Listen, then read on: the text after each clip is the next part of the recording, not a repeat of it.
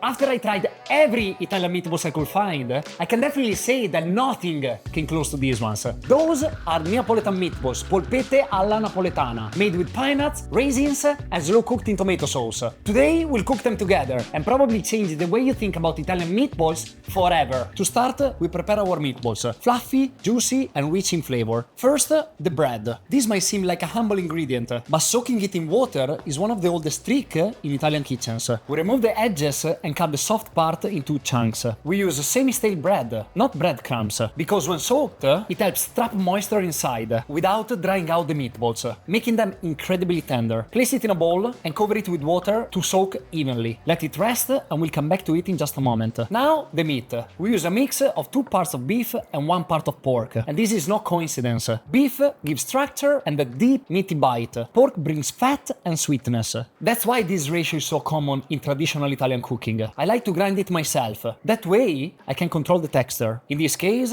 I go fine. Easier to mix and easier for the meatballs to hold together. If your mix is too coarse, they can crumble while cooking. Now into the mixing bowl. Both meats, 2 whole eggs, freshly grated pecorino, and parsley. Now we go back to the bread and squeeze out all the excess water. You want it damp, not wet. Then we add it to the mix. Here is where Naples does something wild. Pine nuts and raisins is our secret ingredient. Sweet and savory in the same bite, it shouldn't work, but it does.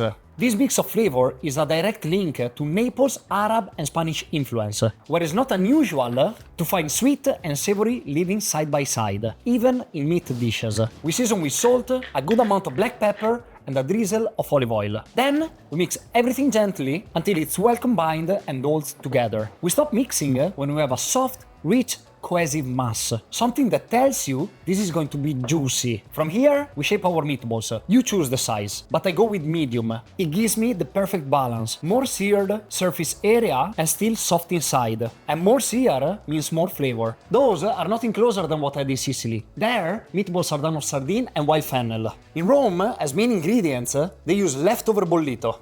In Calabria instead, they don't even care about meat. It's just bread, cheese and smashed eggplants. But none of them hit the way those do. Once the balls are shaped, we set them aside and move to the next step, the sauce. Napoli screams simplicity. This sauce is nothing more than a thick, rich sugo made with just 4 ingredients, but done the right way. We start with the soffritto. We heat up a heavy bottom pot. Add the oil, garlic cloves, and finally chop onions. Let this cook gently. We want them golden brown, not burnt. Once that happens, we add the roughly chopped fresh basil. It cooks faster than the others, which is why we add it last, just until fragrant. So you can decide to remove the garlic once the soffritto is done, but me, I'm a garlic lover, and I did it raw. So I peel the skin off and I let it melt inside the sauce.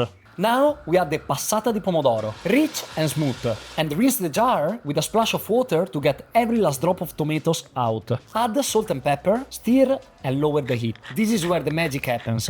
The onions dissolve, the flavors marry, and what looked simple becomes deep and layered. Close the pot and let it cook for at least 30 minutes. Now it's time to sear our meatballs. For searing, we will use pig fat, or strutto in Italian, just like the original recipe. We heat up a large pan over medium-high heat and toss our fat in. Now let me tell you, strutto isn't just about taste. Historically, it was cheap and available in many Italian middle-class homes. Butter was too expensive. Olive oil was precious. So lard has been the go-to for deep, rich frying for generations. Once the fat reaches 120 centigrade, we begin searing. Of course, if you want, you can use extra virgin olive oil instead of strutto. But just so you know, it's yes going to be lighter, but also slightly less intense. We don't want to cook them all the way through. Just develop a nice crust. As they finish browning, we move them to a strainer or a plate with paper to lose the excess fat. No baking, no leaving them on the side. This dish finishes low and slow, together forever. We gently place our seared meatballs into the simmering sauce, making sure they are mostly submerged. Let them cook for about an hour on low heat, so they can absorb the flavor of the sauce and become one with it. This is the beauty of polpette alla napoletana. The meatballs flavor the sauce, and the sauce flavor the meatballs. I gave every meatball a fair shot. Some were too dry, some were too spicy, some didn't even have meat. But this one tastes like some things your nonna will make, even if she's not from Naples.